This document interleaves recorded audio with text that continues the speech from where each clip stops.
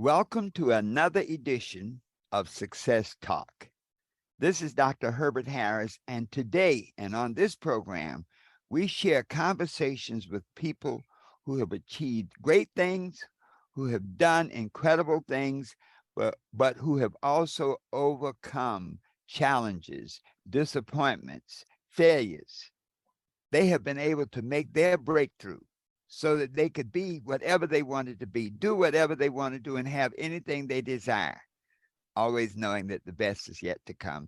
And today we have my friend, I tell you, Janine Ingram is one of those kind of people that when you meet her, you go, okay, yes, I got you. I got you. Janine, welcome to Success Talk.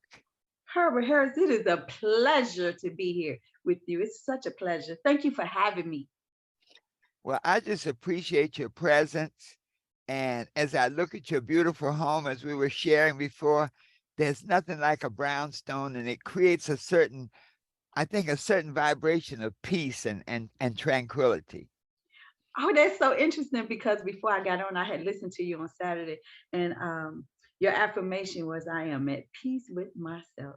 And I was sitting here as I was meditating before you came on. That was my meditation. I am at peace with myself. And then Wow. so the environment created that peace. Isn't that something? And that's Yes. so beautiful. That's so beautiful. That was your affirmation on Saturday. Yes, yes. Well, we have the ability to program ourselves. And, in Genesis, it says, in the beginning was the word. And in our beginning is our word, what we say about ourselves. And so many times people sort of miss that. But what you say about yourself, what you say to yourself gives you an entirely new state of mind and state of being. And so you have that ability to say, I am at peace with myself. Let me tell you, let me tell you how my grandmother said it in layman's terms. She said, the I, story you tell yourself is the story you live. The ooh, story you tell yourself is the story you live. What story are we telling ourselves? How do ooh. we see ourselves? And I love it. That's why I love your book, Dr. Mm. Herbert Harris. Well, thank you so much, Janine. And it's very interesting. That book has gone through. As a matter of fact, the first book fair I attended when the book was first printed was in Chicago at the Book Expo. I came there and I met Jeff Bezos. That was the first time Amazon had like made its preview, and I took a course under Les Brown was there. Les did something, and then the Alice Walker spoke Mm, there.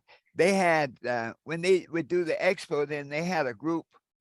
It was called the African American Pavilion. And there was a publisher out of Phoenix, Arizona, Tony Rose. He was connected with the Book Expo people. And I so know he would, Tony. yeah. And so Tony would have that special section there, and they would have classes. And so I went, you could come a week before. They had a nice class in book publishing. I went and studied there.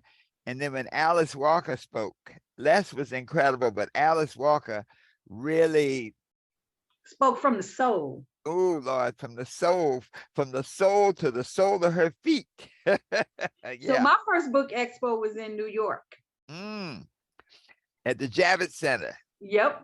Yeah. And my last name is Ingram. And when I walked in, Ingram Publishing, Yes. the major publishing house, and it Yes. had Ingram, Your Next Move, and it was my first book. I was so excited. Wow. Well, Mhm. Ingram is still my distributor. Oh, Ingram, okay, mine Yeah. too. Yeah. Ingram's. Sparklight Lightning Source. Yeah. Yeah. Lightning Source, Spark, and then the basic their wholesale division. They've been publishing and distributing my books for years. Ingram, and there was another one, Baker and Taylor. Okay. And Baker and Taylor focused more on the libraries. But every year that was I used to go to the Book Expo, and then later on, Book Expo was always like May, end of May, Hmm. up in there, and then in the end of June, the librarians, the American Library Association, which was actually bigger. I mean, it was amazing, and they would do theirs normally um, Orlando, Florida. And we'd go down there and those, well, when people start publishing books, writing the book is important, but marketing the book is the key. And until you go to those events and get into the mainstream of what's going on, your book, you can have the greatest book and it will sit there on the shelf and no one will see it. So you were on the right page. I went there, but have you ever heard of Elena Kai? She's a writer, and Uh-huh. she actually had me go there, and she set everything up. And she knew Tony, so that's how I met Tony Okay. Yeah. through Uh-huh. Elena Kai. But she does her own publishing, micro marketing. That's what her Yeah. company is called, the Yeah. Micro Marketing Group. Yeah. I probably know her. Yeah. Because all the Lisa Tony. Wilson, Yeah. Uh-huh. she got lots of books out there. Uh-huh. Yeah, but we were all connected up when before Tony got sick. I mean, he was really out there, and his what was it, Yvonne really keeps the message going.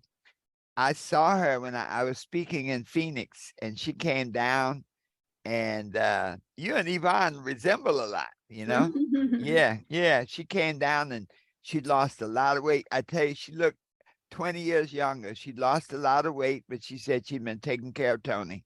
So all is well there. Oh, Well, that's good. yeah.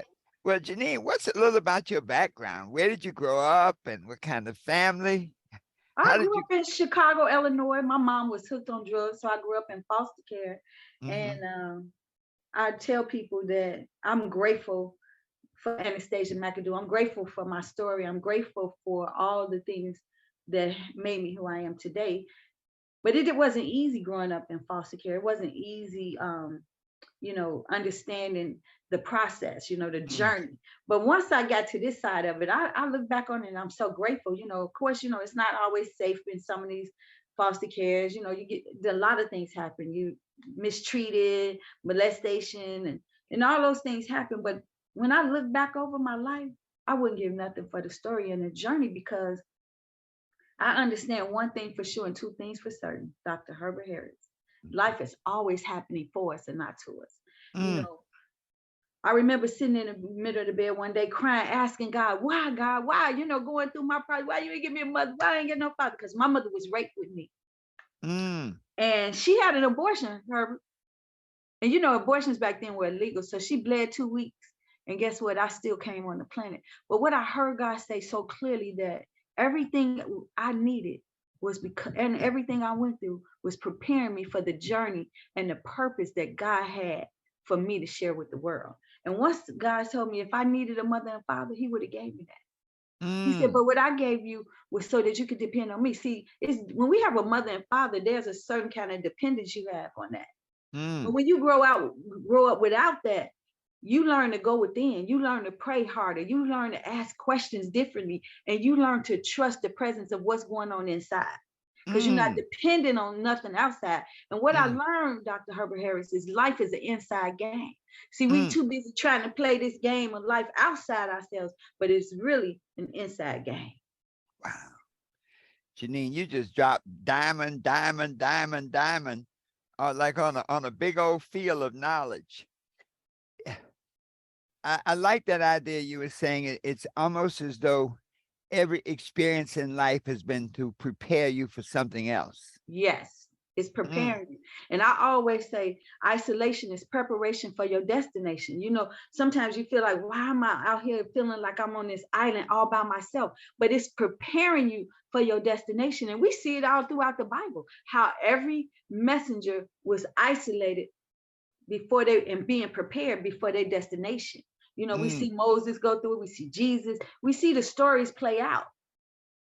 Well, I think it's a part of the spiritual process that there's so much stuff going on around us, so many distractions, so much noise going on around us that in order for us to hear the God mind, hear the inner mind, you got to be quiet. You got to get away from all of that so Mhm. that mind can open up. Number one, the God mind is always talking, but so often we are so distracted by what's going on around us and what's going on with us that we don't hear it.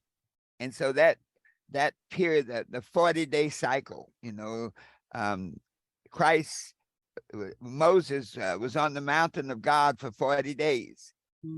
There's so many, that 40-day cycle there's something about that. And it gives you a chance to go within to see who's really there. Wow. Yeah. Yeah. So now, do you have brothers and sisters? I have sisters. Uh-huh. And I'm the youngest of all the sisters. You're the baby. Okay. Mm-hmm. And so after that, you moved on into the work arena, So my sister came and got me out of one of. So the last foster care I lived in, my nephew came to visit, which is my sister's son. So my mother had me 17 years after my last sister. And my older sister had a son that's 2 years younger than me. So he came to visit and hang out with me at one of the places I was living. And the lady wanted me to wash the dishes. And so I was getting ready to wash the dishes. And she had a glass. I thought it was water, but it was some kind of light liquor, like a gin or a vodka. I don't know what it was. And I poured it out, and it was a big glass. So I just thought it was water, and I was washing it. She came upstairs and she got mad. And she started pulling me. I had long hair, and she started pulling me by my head, throwing me around. And you know those big long basements, she threw me down the basement. My nephew saw it, and he jumped out the window and got my sister. And when my sister came to get me, she wouldn't let me take her. So she went back and got the police. And from there, I lived with my sister. And then from there, I moved out on my own after I lived with my sister for the rest of the few years. Then I got my own place. My first apartment was in Hyde Park. And I started, I was a salesperson. And I was beginning my journey of figuring out things. And I didn't have no relationship with money. I didn't know, I was a mess. I was a big mess. But as I journeyed through life, the one thing that I learned is how to first have a relationship with myself so I could have a relationship with money, because I was making bad, I was get money and spend it. I ended up getting put out that apartment because I didn't know how to pay bills. I didn't know how to do what I was supposed to do.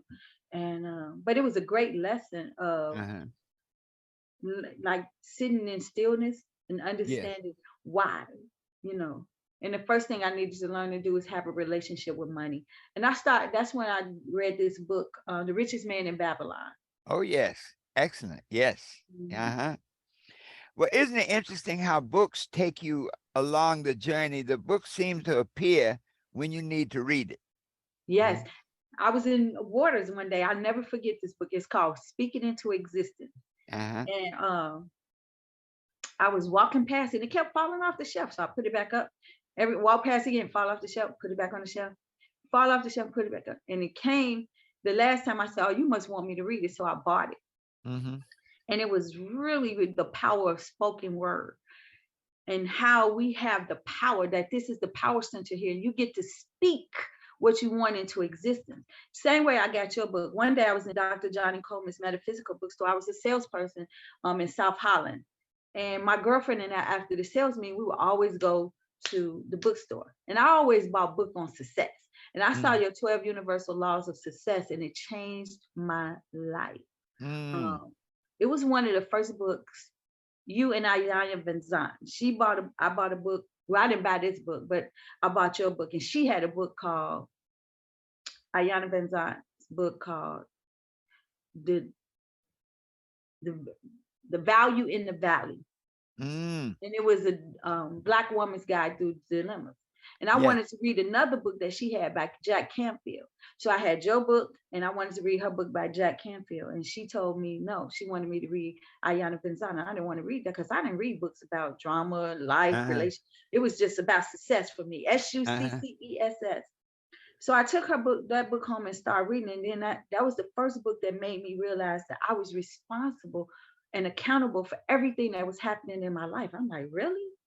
And then the 12 Universal Laws of Success helped me to see how I could shift what was happening in my life through the law of command and the law of persistence. And really, because one of the things that became my mantra from your book is winners never quit and quitters never win. Winners never quit and quitters never win. you know, and I started living by the universal laws of success, especially when I wanted to manifest something big. I would reread it and reread it, and I would have it written on my wall, certain things that you had, you know, and that was this book right here is what showed me that I had the power.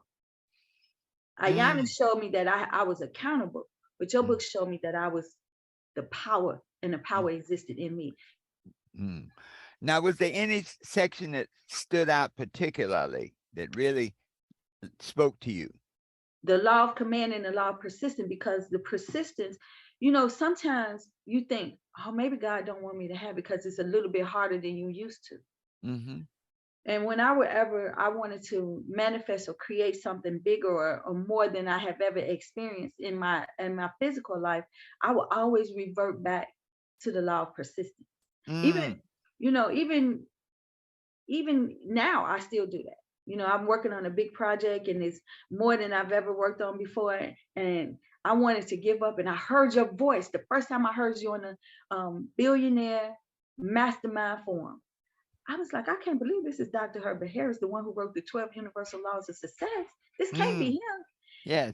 I knew God was giving me a message when I heard your voice, because whenever I think of you and this book, even though I had never met you personally, I always know God is telling me that's a sign to keep going, keep going, keep going. Pursue your passion. Don't give up. Winners never quit, quitters never win. And I was, and that's the part that I've even taught from the law of perseverance out your book, in some of my classes that I teach. Yes. Well, you know, Janine, it's interesting how you need to hear something to confirm that you're in the right direction. And how God speaks, the Spirit speaks to you just when you, as you said, the book kept falling out for you. You know, that first, but with the richest man in Babylon, they kept falling out and calling your name. You know, a lady was telling me in Atlanta one day, I was in the office about 4 o'clock on a Saturday. Like nobody figures you open 4 o'clock on a Saturday. But one of my things in life, I love to walk to work. So I never work any further away from my home than I can walk. Okay.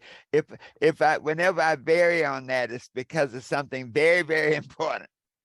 And so I have this relationship. I'll walk down to my studio, like I'm in my studio now, and then I'll walk back home. My home is right next door to my studio, so it's not a big walk. But this particular Saturday, I'm sitting there, the phone rings about 4 o'clock, and this lady calls and she asks to speak to she says, "Is Dr. Harris in?" I'm like, "Yes, let me check." Who's calling? You know, who's calling? And she tells my name. And she said, I said, "Yeah, this is Dr. Harris." She said, "Well, Dr. Harris, you saved my marriage." I'm oh, like, wow. Really? She said, "I just had to tell you." She said, "I just feel so full today." She said, she's an entrepreneur. She's like a network marketer, sales type person, and, you know, following the dream. And her husband was like a real solid, you know, like 9 to 5, I got a job and that's what you should have type thing, you know? And she said they had come to that that point in life where they were going to break up. And he basically said, "I'm leaving." And he starts packing his stuff and she said, "Go ahead and leave." And he's pulling stuff up out of the closet and the book drops down out of the closet. And he picks it up and he says, "This must be yours." She says, "It's not mine. I didn't buy that book." He said, "Well, I didn't buy it." So how did it get in the closet? They never did figure that out. Okay. But that night he took the book and he just opened it to whatever section. I think it was on relationships, he said. And he started reading. And he started reading. He couldn't put it down. And so the next day, he continued reading and he finally said to her, he said, "I now understand what you're about." You know, he did not have an entrepreneurial thing. You know, the entrepreneurs, like you're in sales, it's like you have the power to do stuff for yourself. You have the power to pay yourself based on your efforts. when a job mentality, the person, look, I just want to do enough to not get fired. Okay. That's true. So, yeah, so books seem But to one of come. the things that your book talk about that I love too is being on Mm, purpose and being in fulfillment.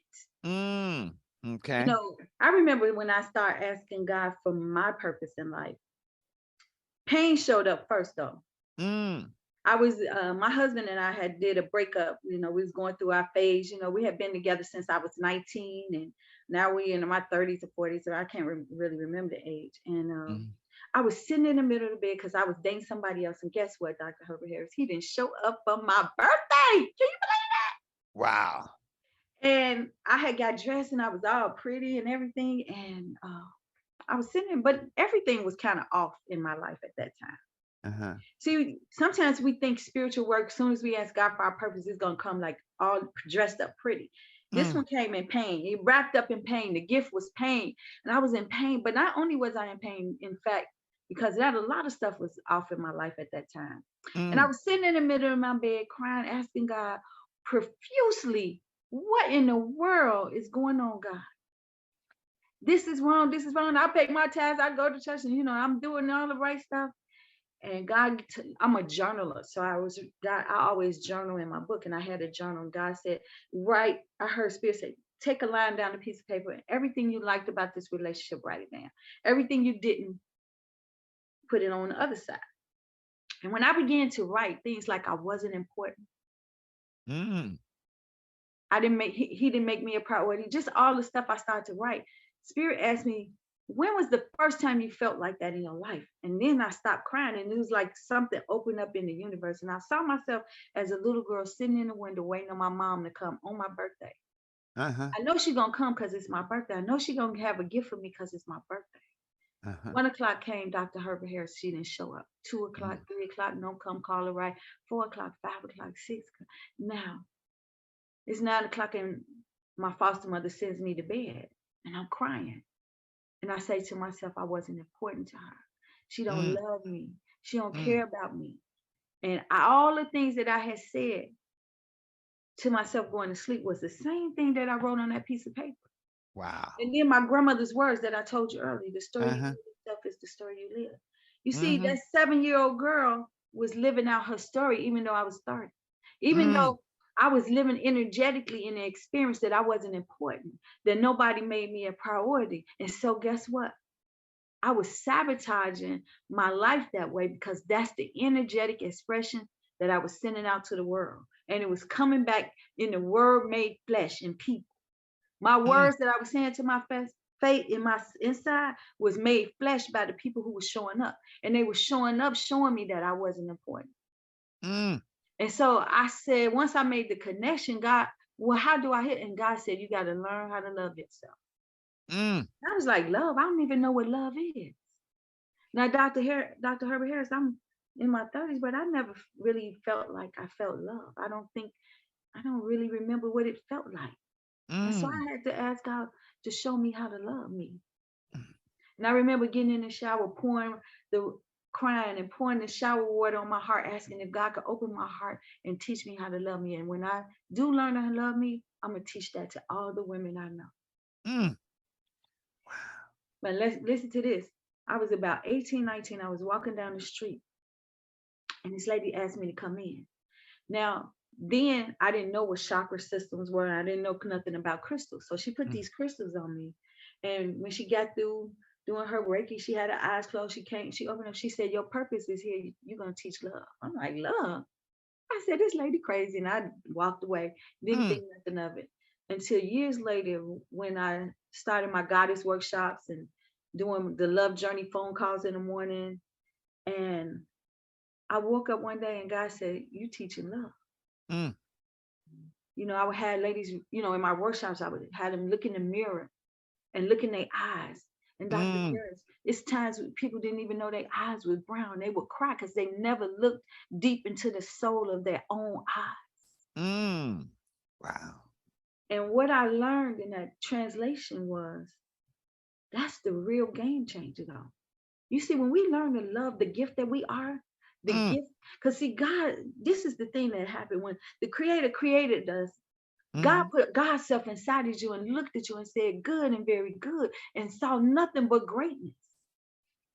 And so I had to learn how to see myself the way God see me for my world to change. Yes. And love was the beginning changes that showed me how to see myself the way God sees me. Woo! You know what? I tell you, Janine, that's a level of transformation and a level of understanding. Mm-hmm. You know, we stuff happens to us and we are able to interpret it based on our level of consciousness at the time that Yes. it happens.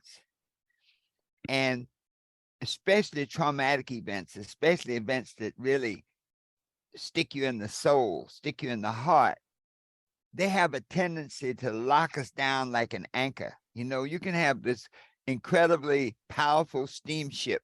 You know, I was looking, seems like everybody's going on a cruise now on Facebook. All my friends are on cruises. I don't particularly care for boats. Okay. I've been on a lot of cruises, but it's not something I really want to do again. Mm-hmm. And but so many, and so I said, well, it must be really cheap. And I looked, and the prices are good. But you can have one of those big cruise ships, and if that ship drops the anchor, it can huff and it can puff and it can blow, but it's not going anywhere. It goes around in circles. And so many times we'll have an event happen to us at a point in our lives, and we interpret that event based on our consciousness at that time. Exactly.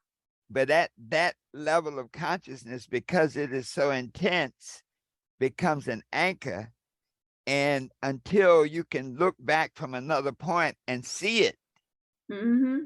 and that's what I'm sensing as you're talking, that these things that transpired were to prepare you. Because if nothing happened to you, they say you can't have a testimony unless you've had a test. Come on. And yes. And so with you teaching about love, you have learned how to understand love from the need love side, from the be love side, from the absence of love side, so that you understand love on such a profound basis that now you can share it. And you couldn't get that understanding without going through all the things that you went through. And not at all, because, but it was a journey to getting here. One of the journeys was sitting in the middle of the bed again and not really understanding it. I was asking God, well, what do I need to really do? I started this love journey. What do I really do to get to the point of really understanding and forgiveness? I was sitting in the middle of the bed and I had a book, and the book just flew open. No Mm, wind, nothing. And it was on the chapter of forgiveness. I said, well, God, I don't got nobody to forgive. I love everybody. mhm, And I sat there for a minute. I was journaling, and all of a sudden, God showed me my mother's mm, journey. mm, You know how, as a child, we only see our process. We want our mothers and fathers to be what we want them to be, but we mm, don't see our mother's process. And my grandmother ran a brothel down in New Orleans, and she had boarders in her home. And my mother had been molested by a guy who was older than her. My mother was about 15, 16. God showed it in my mind. And my grandmother made her marry him. mm, And I thought about the pain that, because he was abusive to her, so she ended up running to New York, Brooklyn, New York. But what's interesting in the journey of my mind, I was like, wow, my mother mm. had this pain, which caused her to get hooked on drugs and become who she became. Then she get raped with me. I was like, wow. And it was so much more easier for me to be more compassionate to her and forgive her for not showing up the way I thought she should have showed up as a mother, but to be more in gratitude for even having the experience that her body was the vehicle that brought me to the planet. And so I started my forgiveness journey Mm. right then and there. When God gave me the compassion and opened my heart to her. And I'm so grateful that I had that experience, because before she left the planet, I was able to experience my mother's love. I was able to experience the joy and not have my mind clouded by what she wasn't when I was a child, but who she Mm, was as a mother, as a friend, as a just a person that carried my body in her body. mm. And Now, that's what I Janine, love about the forgiveness journey. Now, Janine, how did that make her feel? Because that's a unique experience. We never discussed how it made her feel, but I do know I was sitting in the same space where I'm sitting right here now. My mom had got to a point where she was in her 80s, and my older sister was her caretaker, but she had wanted respite. So I had her for a week. And I was sitting right here at this very desk with this very same computer doing some work. And Spirit said, go in the other room. She was in the living room watching TV and spend quality time because she might not be here that long. So I get up and Spirit said, don't take your phone, be present. So I did exactly what Spirit told me to do. And I went in that living room, sat with her. She was watching mindless TV, stuff I don't really watch, but I just sat there. We didn't say a word. She took my hand and held my hand. And I knew instantly from, communication is not verbal always. Sometimes Mhm. communication can come other way. I felt her love. I felt her say she loved me. I felt her energy. And that was a Friday, and she passed away Tuesday. Wow.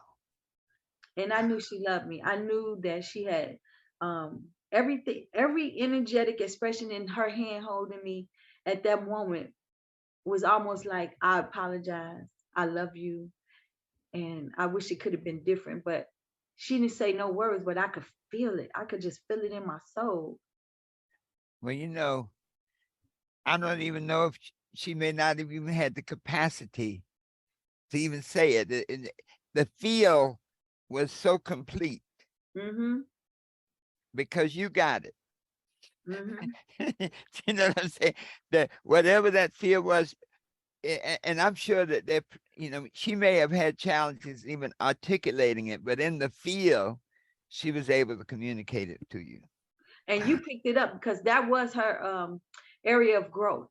Mm-hmm. Whenever there was words that she needed to say, she would shut down, and Mm-hmm. especially in a painful process. So you picked it up instantly. So I knew she loved me before she left Mm-hmm. the planet, and I knew that I could feel her heart, I could feel her soul. I knew without a shadow of a doubt that if she could have made it different, if she had the capacity to make it different, she would have.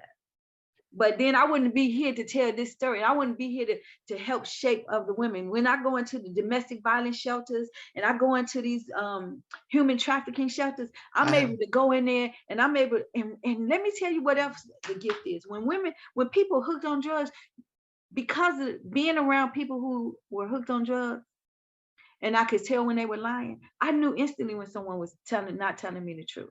And I tell them, Mm. I said, you can't bring the game to me because I live the game. Uh-huh. And saying when you ready for help, then come back, but you can't game me. And I'm grateful for that experience because I Yeah. make a difference in these women's lives. And when I help in the system transform, you could see the light come on. Mm. you Wow. know so her life experience helped me change women on the street, women who share their body on the street, women who are in human trafficking. And I love the life that I live. I love the experience of what I had as a child, because it Ooh. makes, I promise you, Dr. Herbert Harris, these women, I walked in I was 16, I was just learning to drive, and Mm-hmm. I was a babysitter. So in the building where I live, the guy owned the building was a pimp, and it was all the women in there. So I would babysit for all the children. Mm. Um, and it was some big name people used to come to this building, but I'm not gonna say that. But Uh-huh. in Chicago, there was a hotel called the Lakeshore Hotel, and one of the ladies she had let me drive her car, so she told me to come pick her up. When I went into the hotel room, all the women who had just spent the night, at this place where they would sell their bodies, make their money. They make $10,000, $20,000, $5,000. They was giving it all to the drug man. The drug man was sitting there cooking, and one of the ladies, um, Jasmine, beautiful chocolate, just gorgeous sister, was trying to figure out what she was gonna tell her pimp because she spent all her money to the drug man. She took a hammer and broke her arm because she wanted the drug man to beat up. He said, no, I'm not gonna do that. So she took a hammer and broke her arm. Oftentimes the vision of those ladies sitting in that, you know, smoking that pipe and all the things they was doing. And I was thinking to myself, you know, as I do my work now, I see those ladies and I said, if I could have made a difference, what could I have said to them? One day I woke up and I said, I'm going to make a difference in every woman's life that I come in contact with. If there's Ooh. somebody that I could touch, God, make sure Uh, you give me the words, because I uh, saw the pain. I saw the ugliness.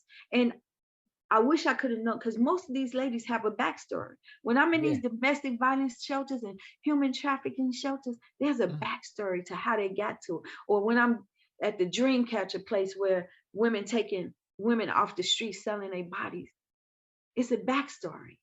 mm. Now you just said the dream catcher place. What's that about? So the dream catcher goes out. It's a group of people who go out and take women who selling their bodies off the Uh-huh. streets. Wow. And when we go get these women off the streets to tell them they don't have to sell their bodies, to show them a better or a better way of life, we want to first horn into their dream. Mm. You see, there was a day when you had a dream, Mm. but life then put your dreams in the attic. And now when we come and get you, we want to take the dust off your dreams and help you dream again. Because when we can touch the soul and the heart of a woman, we Uh-huh. can change it. And my journey, my nonprofit is called the Love Journey. So I collaborate with these women's Mm. businesses so that we can touch the soul of these women. Because I never forget, Elijah Muhammad said, when you touch a woman, when you heal a woman, you heal a nation. Mm. When we Wow. see what's happening to these children out here, a lot of it is because angry women are having angry children. Ooh. You know, you said something, the dream catches. Everybody has a dream, but the circumstances of life make you bury that dream. But the dream is you can't kill a dream. You can't kill a dream. And See? guess where the dream is buried at? Uh-huh. In your heart. If Yeah. I can get a woman out her head and into her heart, Mm. I can get her back into her desire, which is what? What is desire? A Latin word of the Father, of God. Mm. I can get you back into your fulfillment, back into your purpose, the place where it all began.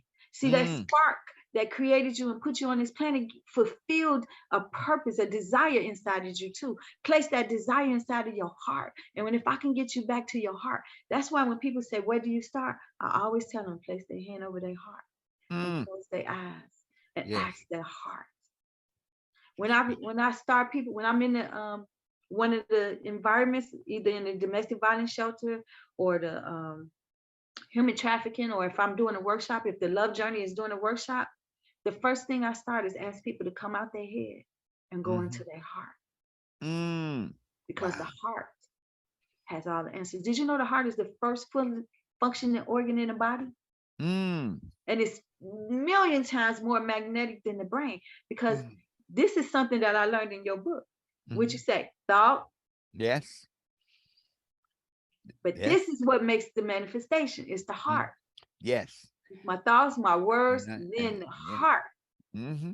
Manifestation equals Well, manifestation. at first, a mind, a mind shall have whatsoever it thinks in its heart. So Heart. the Bible tells us, as a man thinketh in his heart, so So is shall it he. be, right? So Yes. it's not here, it's here. It's If there. what we think in our heart. Mm-hmm. What are we thinking in our heart? That's why when I get up in the morning, the first thing I do, I Mm-hmm. ask God to give me a clean heart, renew the right mind, renew the right spirit in me, restore my soul, Holy Spirit, as I give thanks, as you Mm. express through me, as I walk the journey of this day as a gift and a present. Mm. Wow. Wow. Wow. Janine, you have such, we're gonna do some more talks because you have such a richness, such an such an understanding. As we were talking about back to the little child with the birthday, that that feeling was in the heart. When you're expecting somebody to come, it's a heart. Especially at 7. Yes. Yes, at 7, that's a heart feeling, and it can only be healed in the heart. Wow. Yep. We Woo. got to heal that little girl. We got to heal those little boys. You know, that is the most powerful work that I do, healing the inner child. I'm gonna Mm, tell you that. So you know, when you go outside and you cut off the weeds and you mhm. cut the weeds, that's a lot of work that we do, right? Cut those Yes. weeds. But when you cut the root of the weed, and that's healing that little child. That's what it's Mhm, like when you cut in the root of the mm, pain. And okay. all pain is pay attention inside now. We got to heal that little girl. We got to heal Mm, that little boy, no matter what age, so that we can free ourselves to fly and to soar into the purpose and the fulfillment that we came to the planet to be, have, and wow. do. Wow. Pain is pay attention inside now. Hmm. That's for real. That's for real. Because when you have pain, pain stops everything. You know, I mean, you can be doing stuff, and when you hurt yourself, when that pain hits you, it stops you in your tracks. You know, pain almost makes time stand still. Come on. Mm, But now, when I deal with my pain and any pain that show up, let me tell you, when you heal the pain, when pain shows up, you know exactly what tool you need. You look at the pain and you stare it in its eye because you're not afraid of it anymore. You're not trying to mhm. suppress it anymore. You be like, here, you here? Come on. What you Yeah. here for? And I Mm, looked that pain in the eye and I asked it, what are you here to show me? Because pain is only to up level us. I don't care if the pain is a physical pain or an emotional pain.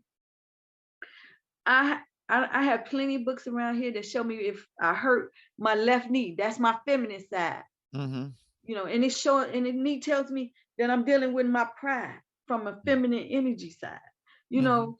And in order for me to move forward, what do I need to do?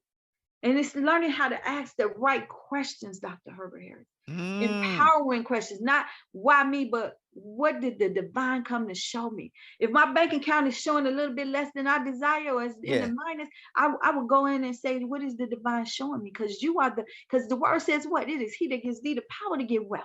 It is Yes. he that gives richly all things, God. So you said in your words, why? What is it that you're showing me? What are you trying to get my attention on that I need to know right now? Right now. Right now. Have you ever doubted yourself? Because I mean, when you have a mission this big, have you ever doubted yourself and wondered whether this was what you're supposed to do? Whew, of course, plenty of times. Mhm. But affirmations, that law of command, that Mhm. part of you that knows, see, there's a part of you that knows that knows that it knows. That part of Mm, you that knows that this is your mission. mhm. And sometimes you wonder, you're like, well, if this is my mission and I'm doing God's work, why these elements are not showing up the way it should show up? But I Uh-huh. know God told me to do this, but where's the money? Now you Yes. said you wouldn't give me a vision without provision, God, but where is the money? And sometimes it don't show up until the day before, or even when you step in the water. Because you think about this, when Hebrews were going through, and Moses told them to go through the sea. Remember, the sea didn't open before they put their foot in it. They had to Mm. put their feet in the water before the Red Sea opened. Ooh. All right. We have to Yeah. show a level of faith sometimes before God show up in our lives. Yes. And I Yes. remember plenty of times, as I remember one time I was so upset with God. I said, well, what is faith? Because I thought, and God said, trusting in the process of the unknown. Keep going. That's where that law of perseverance. Keep Mhm. going. Keep Trusting going. in the process. Because if I knew what was going to happen, I would need faith. Uh-huh. And Mhm. sometimes in life, you're going to need faith before you even show up. Mm. You're going to need it. And so Yeah. learning to have faith. And that's what I used to wonder why God had said to the Israelites that they only can get manna for the day. And then on Uh-huh. Saturday, get enough for Saturday and Sunday. Uh-huh. I didn't understand that. Why? And then what I understood is that God was building that faith muscle before they walk into um the milk of land and honey promised land. The They had promised to land. build, they had to build that faith muscle. That Mhm. muscle that says, I know without a shadow of a doubt who's and what I am. No matter Mm. what I face, I know who and what I am. I love the story of Daniel because remember when Daniel was in the lion's den, remember he never looked at the lion. He Uh. just kept his eyes on the prize. Mm. That's right. Remember, he had his back to the lions That's right. because he wasn't never going to see what those lions, because he was seeing that his presence, the creator, was going to keep him. And that's what Yes. he kept his mind elevated to that Yes. point. And that's what happens when we're in that doubt. We got to Yes. speak to that doubt. Yes. We got to speak to that fear. We got to speak to it and show. Because what does it say in Job? Job, I love this. When God told Job, have you thought about commanding your morning to the point of speaking to it so that the wicked would get out and tell the dawn where it should go? Job Yes. 28:11. He Yes. said that was the power. He was telling Job, you got the power to command your morning. You got so much power that you can even tell the dawn where it should go. You can Yes. speak so powerful to the dawn, to the morning, that you can speak the wickedness out of it. And that's what we have to remember. We have the power. And this is our power center right here. You got to speak to a thing. You got to speak to a thing till it fills up your heart. You got to speak to that thing until it fills in your mind, your soul, and every inch of your body. Ooh. Ooh, ooh, ooh. You got to speak to it. And that's how you overcome that doubt. Talk. That's how I overcome it. Knock it down. I got it. I look in that mirror and I get up in that mirror when I start doubting myself. I say, do you know whose you are? Yes. Did you remember you are a divine idea in this divine mind of God, and you have the power to heal and to transform your life. You have the power. The answer is you. I got my affirmations written on my mirror. And before I walk out the door, I said, ooh, God, you sure look good on me today. Ooh. That's Reverend Knight. That's Reverend Knight. That's Reverend Knight. Well, you know, I spoke at the church on Sunday, and I did the mirror affirmation, the mirror meditation. And that's exactly what we were doing. The mirror meditation, to see yourself in exactly the way you want to be, to look into that mirror and say, my goodness, I look great. My goodness, I am beautiful. God, you did a magnificent work in creating this person, this being. Wow. Yes. And I do that with the kids. I go into the daycares, and I had them make their mirrors and put little things on their mirrors and glue whatever they want to and paint on there. And then I make the mirrors their own, and then I teach them to remind themselves, thank you, God, for creating me. I am beautiful. I am amazing. I am a gift to the planet. And oh my God, the kids love it, love it, love it. Oh, they love it. Oh, yeah. Now, when you look back, I tell you, Janine, that you're like a well that you just keep gushing just goodness and truth and love out of. What, when you look back at the things that you've done, what would you say was the greatest obstacle that you faced, and how did you overcome it? Ooh, the greatest obstacle. Well, you know, I want to say that each obstacle seems like an obstacle that's hard, but I'm gonna tell you. So I used to have a mortgage company and an insurance company, and I had a business partner, and the FBI came on us, and he was doing some stuff that I didn't know he was doing. And FBI shut us down, shut down our money, shut down everything. Me and my husband was breaking up. Life was just difficult. Felt like it was difficult. And I needed to move, and I didn't have a dollar. I didn't have no money, nothing. And I remember sitting in the middle of the bed talking to God. And when I did what God told me to do, was first do my forgiveness work. It was my forgiveness diet. First time I did it. And at the end of the 7 days, do you know I got a place to live? Because we were about to be homeless. At the end of the 7th day, I got a check in the mail. I got a new car, and I got a new place to live. All just by doing my forgiveness work. I just got still, because so many times when we're in the midst of a storm, we want to be outside that storm trying to fix it. But I knew I didn't have no power to fix it. I knew I didn't have nothing else in me. My daughter had just been in the hospital with her appendix broke, and they didn't know if she was going to make it. Everything was falling apart in my life. And oh my God, can I just tell you, sitting there praying and getting in stillness and hearing direction, at the end of the 7th day, I couldn't believe I got a new car. It wasn't a new, but it was a new car for me. Yeah. And it was a Lexus. And I was so grateful. I got a new place to live. It was a beautiful place. And I tell you, God sure will work things out if you get still in here. Wow. God told me to call my girlfriend. She was getting a new house. And I said, I know you're getting ready to move. I was wondering who's going to live in the place that you live in. She said, I don't know. Let me call my father-in-law because he owns the place.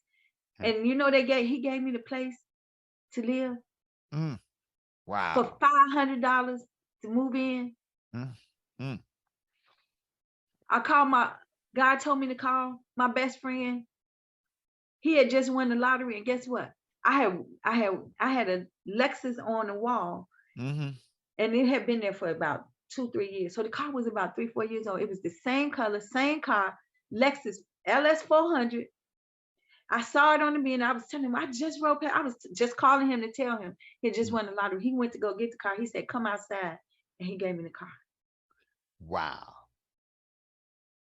I had called my other girlfriend, and I was just talking to her, telling her I can't believe what's going on. She said, "You've been so good to us and so many people." She wrote me a check for Mm. $10,000 and said, "Pay it back whenever you can." Mm. So don't tell, these principles work, Mm-hmm. but it only work if we work it. You got to work it. You got to work it. Mm. Wow. So, mm, That's how I overcame it, by that's being still. If somebody said, how can I overcome a challenge? If you want to be healed, if you want more money, you got to get still and hear, because it's not everybody's process is not the same, but everybody's stillness is. Woo. What God tell me to do may not be what God tell you to do, but Ah, if you want to know the answer is in you. it's in you. You are the one that you've been Mm. waiting for. So many times we waiting on Prince Charming. You are your own Prince Charming. You are your Mm. own answer to the problem and to the situation. Mm. My grandmother used to say this, and I didn't understand it when I was young. She said, "There's not an ill love can't heal. There's not a prescription love can't fill. For every question, love is the answer." Ooh. And when I just got still and invited love into the situation, Yes. invited God into my situation and said, "God, lead me and guide me, show me, and Mm. remove myself out the way." Wow. The answers always came. It may not come right sitting in that moment, but Uh-huh. it may came in a spark of call such and such. Mm-hmm. And I listened. Yes. Well, you know something, Janine, I think you keep sharing a point, and I want people to get it, is the voice inside is always talking. Yes. You just have to be listening. And sometimes, I was talking to a lady today. She asked uh-huh. me, "How do you know when it's the voice of God?" I said, one day I realized the reason why sometimes we don't believe the voice, because the voice sounds like us. Uh, uh, uh, But let uh. me tell you what that led me to. That's Yes. because you can't believe that you God. See, Albert Uh-huh. Einstein had a book called Einstein's Dream. Now you know I'm a nerd. I Uh-huh. got books everywhere. And I Uh-huh. was reading the book, and he said he wanted to see God's face, Herbert. Uh-huh. He said he was seeking God. He was like, "God, I just want to see your face." And he was begging God. So one day God opened up the universe and allowed Albert Einstein to see God. You know what he saw? Himself. Himself. That's right. It scared Albert Einstein. Yes. Yes. Because you know why? It scares us to believe that we can be God. Yes.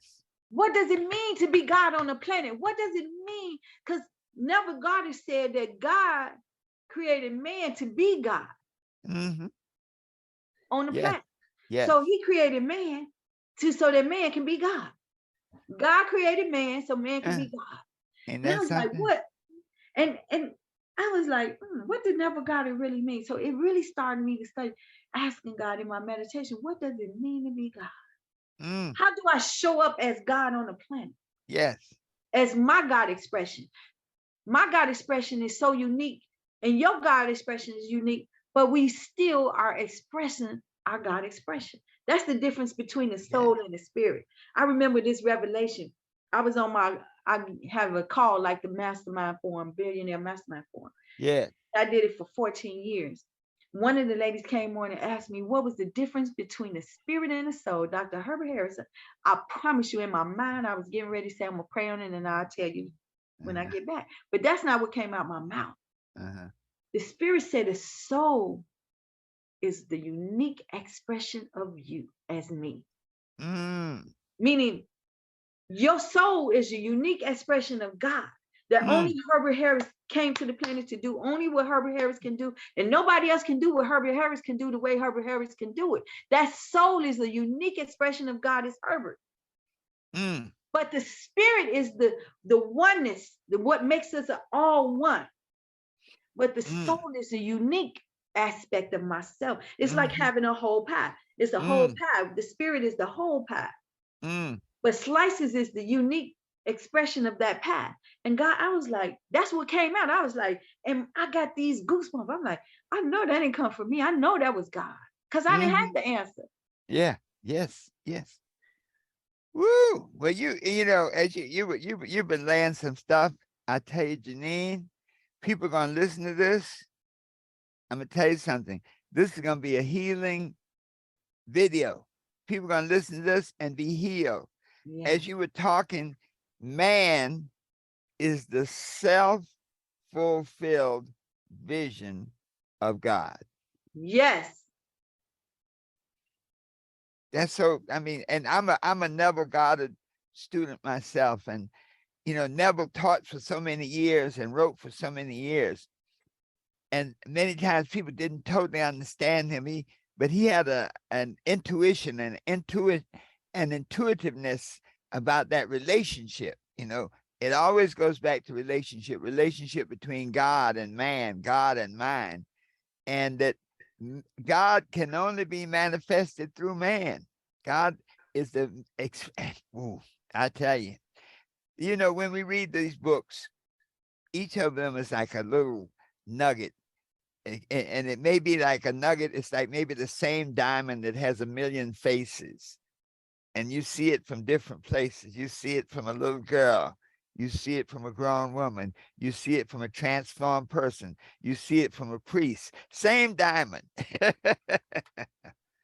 Always our interpretation of it. Wow. And the more vastness that we see is when we get more clearer. And when we let go of the junk that we're holding on to, you know, when we let go of that stuff that is no longer serving a higher purpose, we get to see that diamond in its vastness. We got to write. As we hold on to that stuff, we just see this little. But it's because when you start to experience God in a different way and open yourself, Herbert, you even see the sunrise differently, the sunset differently, the moonlight differently. You see God in every morsel and everything you eat. I remember thinking, I said, God, I don't want to just feel you and think about you in my mind, but I want to experience God in everything I do.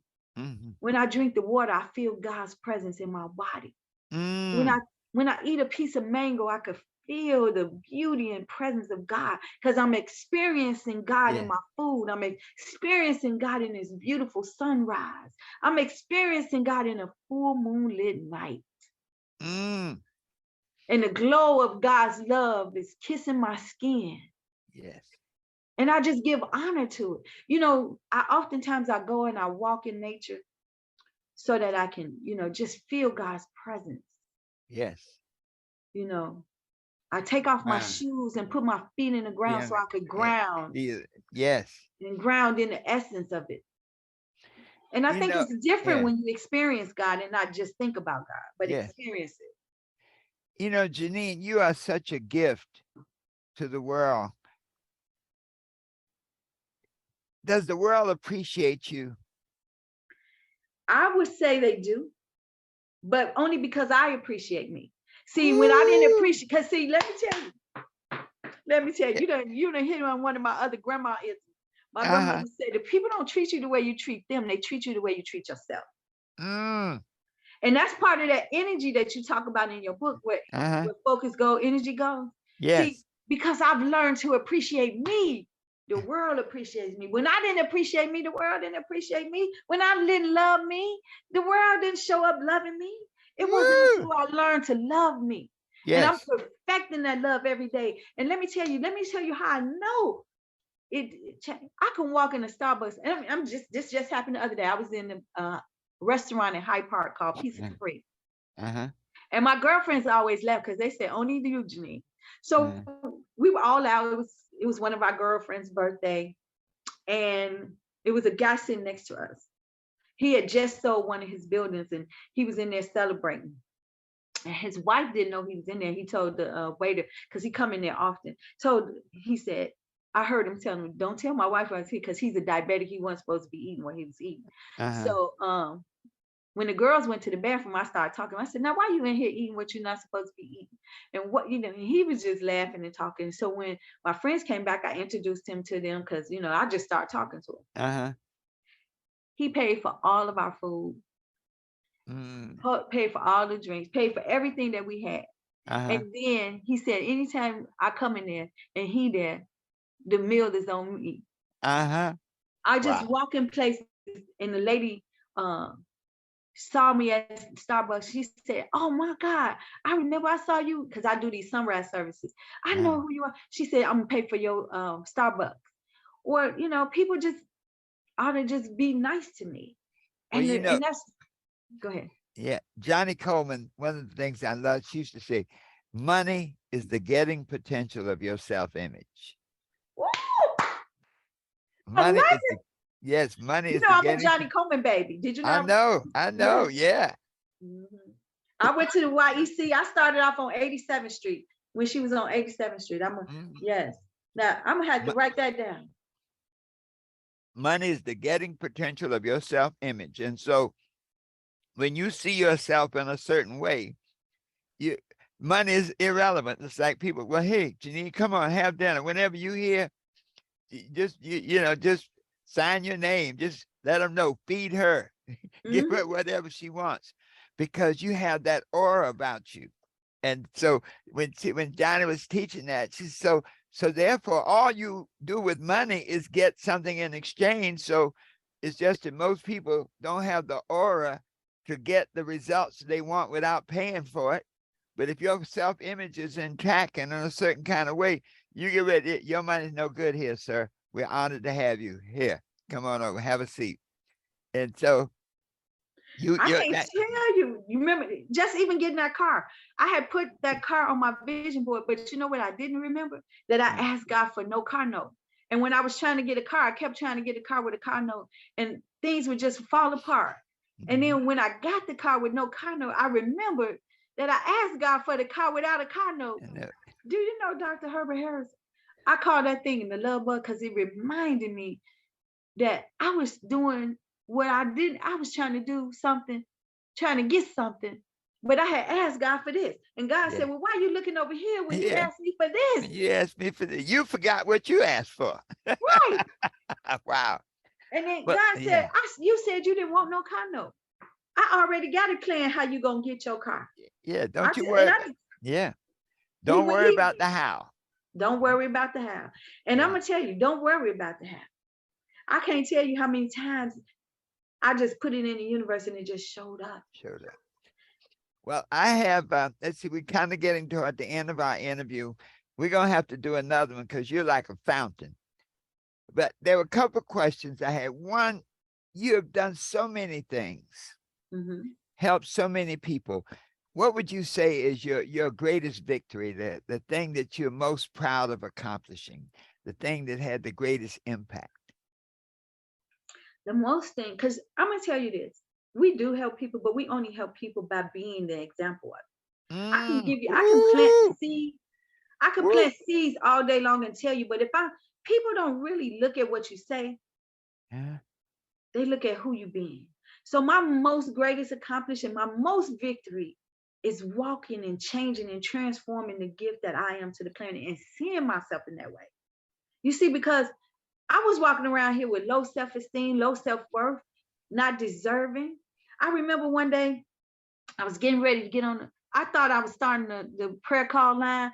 Back into my friends came to me, said, it's something about the way you do, God. We want to know what you're doing. And so it was 5 people on the call every morning, Monday through Friday. I'm getting up doing something. I didn't even know what I was doing. But I thought I was getting on there to change somebody's life. And I thought I had the goods on God's Herbert. But let me tell you, as that thing evolved, I realized it was really to change and transform me. And in Woo. my change and transformation, it gave other people permission to do the same. Because, they say our deepest fear is not that we're inadequate. Our deepest fear is that we're more powerful beyond measure. It's Mm, not our darkness we're afraid of, it's our light. mm. Who are you to be brilliant, talented, amazing, and be all these things? Because your playing small does not serve the world, nor does it serve God, right? Mm, But when mm, we stand in our purpose and our fulfillment, guess what happens? We give other people permission to stand in theirs just by being liberated. mm. By me doing the work on myself, by me doing the work on my own consciousness, my energy gives other people permission that they can do the same. Woo, So my greatest victory is being the example of what it means to walk the planet as a God expression. My greatest woo. victory is being the expression of what it means to be love in expression, love in action. Yes, What does being abundant? You know what I'm saying? yes. Oftentimes when I start really studying my energy with money Uh-huh. and teaching prosperity classes, the one thing I realized that money is just God's love in action. Mm-hmm. But when I think about everything, abundant is God's love in action. Health is God's love in action. Loving it. You can be healed. We can be wealthy. But am I willing to do the work to move away the junk?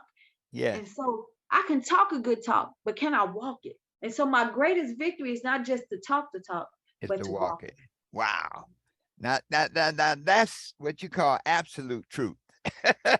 They got You a know, song, walk it like I talk it. Walk yeah, it like I talk it. And so yeah, that's my prayer, to walk that's your the prayer. walk Well, I have and not two just talk the questions. talk. Go Yes. ahead. And one question is this: what advice, where considering where you are right now, what advice would you give your younger self, that 18-year-old, that 19-year-old self? What advice would you give your younger self based on where you are right now? Ooh, let me tell you, I would stop her right in her tracks and tell her the day you was born, the day you was put in your mother's womb, let me tell you, you was worthy. Mm, You are deserving. mm, You are love and expression. You are all that God is. And don't worry, because the universe got plans of success for you. And the world is waiting on your greatness. Just ooh, own it. Own your power.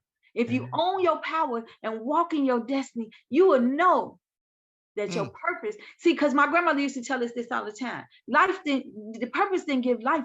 Life didn't give purpose to you. Purpose gave life to you. mm, You are already your purpose. It's mm, nothing you got to do. You know, so many times we feel like we got to do something or be something in order to have something. mm, mm. But you are already who you're supposed to be. You have everything you need already inside of you. You know, Ooh, God, you already anointed and appointed for the destination. yes, Just yes, walk in it and yes. trust the process. Woo! That's some powerful. That's powerful. Now I have the other question is the other side of that coin. When you're in your 92-year-old self, what advice would you give yourself today based on your 92-year-old self? Well, I'm gonna answer that question, but this is what I plan, because this is what I say to myself already. I planned at 92 to say, girl, you did a phenomenal job. You played full out. You gave Mm, everything you had to the world. That's what mm, I plan to say at 92. mm-hmm, But if I had to give myself advice at 92, who I am today, it's just to keep on being your God expression. Keep mm, being still. Keep anointing your mind and your thoughts. Because see, so many times this can distract us. Don't get distracted by what you see and what you're thinking, because you mm. can control that. Yes, So every yes. morning I get up, this is what I do, Herbert. I take my water and I anoint my head every morning, saying, God, let me have your thoughts. Because Albert Einstein used to get up every morning and his affirmation was, I only think the thoughts of God. So every morning I anoint my head and I say, I only think the thoughts of God. Put my hand in the water and I put it over my eyes and say, bless my eyes that I only see with spirit 2020 spiritual Ooh, vision, and that I can see in the eyes of love, that I see in the eyes of love only. And I ask God to anoint my ears that I only hear the melodic sounds of God, that I only speak the words of God, that I only can give to you the melodic honey words that will speak to somebody's soul. And I ask God to bless this body temple that God lives in every day. So that is what I do every morning. And I pray that at 92, I'm sitting on the porch swinging on the swings, telling my grandchildren all these wonderful stories that I have to tell, because I want to make my life so beautiful and so amazing and have such great experiences that I could laugh at 92 and tell them about. When I went to the mountains of Peru and meditated with the shamans, I did that. When I Uh-huh. went to do, sit with I went to a 10-day silent retreat. When I went to the ashrams, different things, and visit the world. Yes. I plan to do so many things in this world and play full out at 92. By the Woo! time I'm 92, all I can do is sit back and say, girl, you did that doggone thing. You did that thing. You did that thing called life. Yes. Yes. Woo! You did that thing called life. I love it. Mhm. And that's what I But want to do. At 92, I don't yeah, want to have to give myself no advice. I just want to tell her she did that thing. She that's did it. Yeah. it. Well, And I that's tell what I you, want on my headstone. uh-huh, She played full out. I all want to out. be so empty. By the Yeah. time I die, it ain't nothing left to give. I gave it Yeah. all away. Well, that's, I I gave it tell you, all away. someone once said, he said, some people live their life so they rust out. He said, I want to live my life so I wear out. I want to be working all the way, rolling and pushing and pumping. Yes. Yes. One of Well, my mottos is I live by is Howard Thurman. Howard Thurman was Martin Luther King's mentor. And he yes. said the world is so busy asking, people so busy asking, what can I give to the world? What can I do for the world? He said, stop asking, what can you do for the world? And ask yourself, what makes you come alive? Yes. What makes you come alive? Yes. And then go and do what makes you come alive. Because what the world needs is more people who have came alive. And that's Ooh, what we yes. really need. Yes. Yes. We really need that. Yes. And if I had to say one thing to the world, is we need to love ourselves to the point of our soul essence. I love George Washington Carver's interview, and it changed my life when they asked him, "How can you create all these inventions with the plants? How did you know how to create all these inventions with the plants?" And he said, "When you love something, now listen to this, Herbert. He said, when you love something enough, it will reveal its secrets to you." Woo! Herbert, I wanted to learn how to love Janine so much that the soul essence of me will reveal all of my secrets, so I can know how to move and have my being, because that's the blueprint of life. Wow. Wow. And it starts with Wow. love. It Yeah. starts with love. Yeah. And you know what it is? The whole reason for the season of life is love. You Yeah. came to the planet for love, and you're going back to return to love. This whole thing is love, not love like we've been conditioned to believe what love is. Yeah. Love is not Yeah. Herbert Yeah. making me. I want to make Herbert who I want Herbert to be, so he can love Yeah. me the way I want. No, Yeah. love is saying I'm gonna allow Herbert to be what Herbert needs to be, so he could flourish and for his highest and best self, whether it means I'm with him or not. Yes. And that's the kind of love that we got to get into. The kind of love that allows us to have self-acceptance and give others self-acceptance. Well, that love is so powerful. That love being right relationship between all things. And whenever something is in right relationship, it uplifts, it empowers, it enlightens, it frees, it does all the things that you are purposed to do. Mm, right Yes. relationship. Well, Right relationship. Janine, And love will lead you. Love will lead you if you just allow it. well, I'm going to tell you something. You've said so many great things today. We're going to wrap up our interview. We're going a little longer because the words that you said demanded the time. That we didn't have to wonder about anything. We just had to let it flow. So I'd love to, just as we wrap up, is there any, we'll say, I don't like to say closing thoughts. Let's just, any thoughts of this moment that you would like to share as we complete our program today? I would like to just remind people that our life is a gift from God. And what we choose to do with our life is a gift back to God. Choose love. Love is the only choice. Remember, the answers are always inside of us. And I just want to reiterate what my grandmother said. There's not an ill love can't heal. There's not a prescription love can't fill. And for every question, love is the answer. and you haven't mm, been loved until you've been loved by you. mm. You Because when haven't you've been been loved loved by until you've been you, loved by you. yeah. Yes. Well, Janine, one of the things that today I'm concerned about, so many of the young children of this generation don't have that grandmother wisdom. So many of them don't have that grandmother that's still speaking. Your grandmother's probably been gone a long time, but she's still speaking through you. The ideas that she implanted into your mind, into your consciousness, she's alive. And so many young people, when you don't have the grandparents, I interviewed a guy once, and he said, I asked him, I said, well, what's one of your any regrets? And he said, I just regret that my children don't have grandparents. And he was explaining how, as a young kid, his mother and his dad were both killed within like a month of each other. His wife's parents were killed or died within 3 to 4 months of each other. And so neither one of them had, parents alive. And so their children had no grandchildren to reach back to. Grandparents. Yeah, Hmm. no grandparents. And as I listen to you, I can see the power of your grandmother coming through and speaking. Do you think that maybe she was sharing her essence to you? I don't know, Mary. What is there a little backstory on your grandmother, the one that gave you so much wisdom? Well, she was not a nice lady, and I didn't get to spend a lot of years with her because by the time I was old enough to really, by the time I was a teenager, she was gone. She was gone by the time I was an older grandchild. But truth never dies. See, what and let me tell you, the universe only gives us what we need when we need it.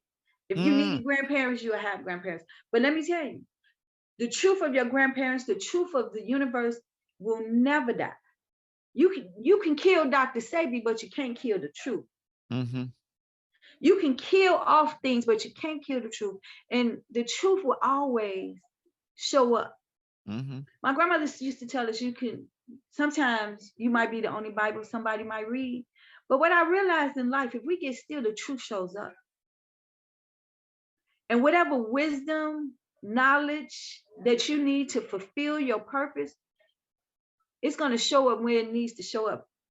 And it's going to Mm, impact you even if you don't use it in. I'll give you an example. I was walking down the street on 71st and Jeffrey, and I remember this sign. It said, it took women to kill the earth. It's going to take women to rebuild the earth. I didn't even know what that meant. And I remember sitting listening to Farrakhan speak one time about the divine woman. And I remember walking down the street and the lady showed me, what I'm showing you is there's points in life where your purpose become elevated in your mind. You don't really understand what it means. But now in this stage of my life and my consciousness, these things showed up in my consciousness when I was younger, but it was showing me points in my life where my destiny was. mm, And my destiny and my gift is women, yes. especially women of color, to show and transform the mind, the body, and show them that you're a beautiful gift to the planet. Mm, You know, mm, healing the wound of the mind, the wound of the heart, and the wound of the womb. yes. Well, I tell you, I'm just stuck on this. How did you connect to your grandmother to get this type of wisdom?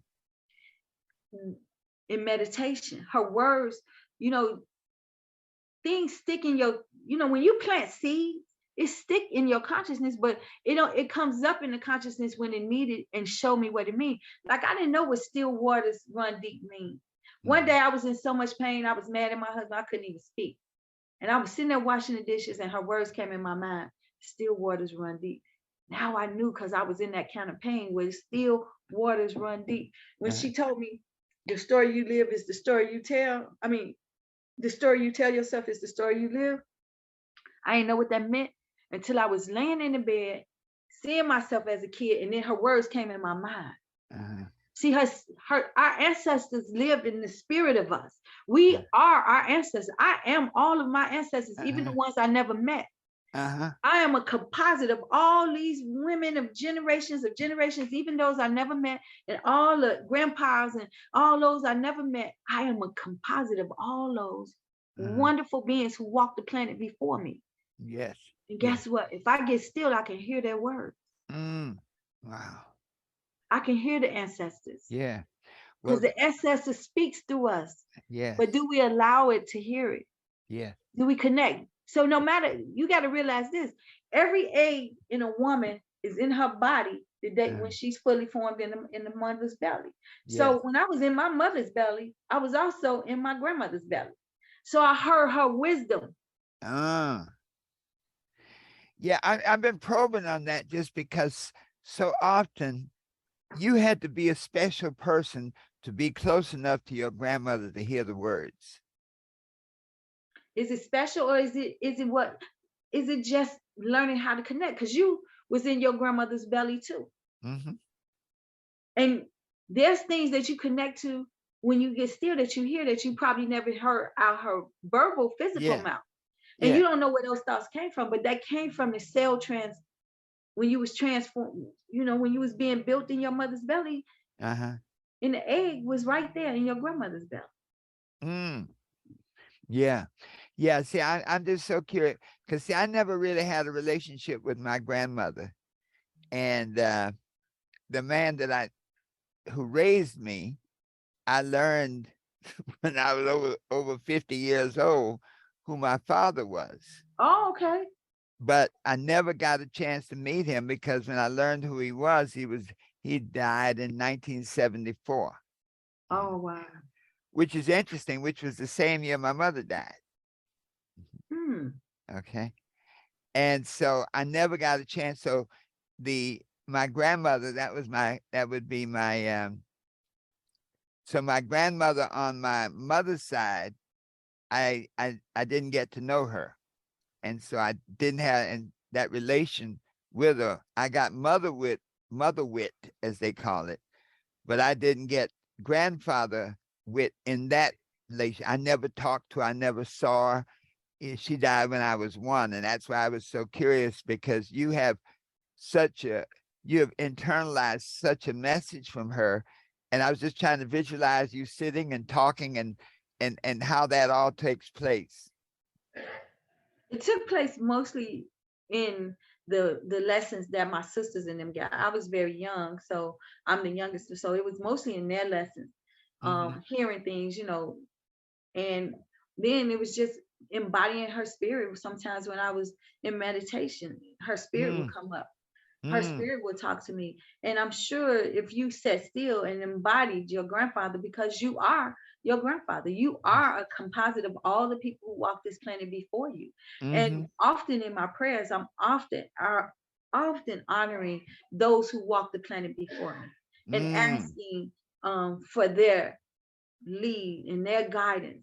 And I'm asking to be the blessing to those who will come behind me. Yes. May I shift and interrupt generational curses and generational patterns, that they may have a life that they can live a lot more fuller in the presence of their God expression.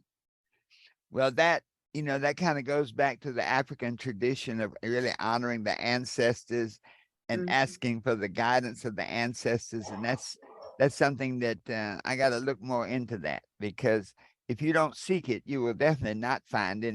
And if you do find it, you won't know what it is. So. That's true.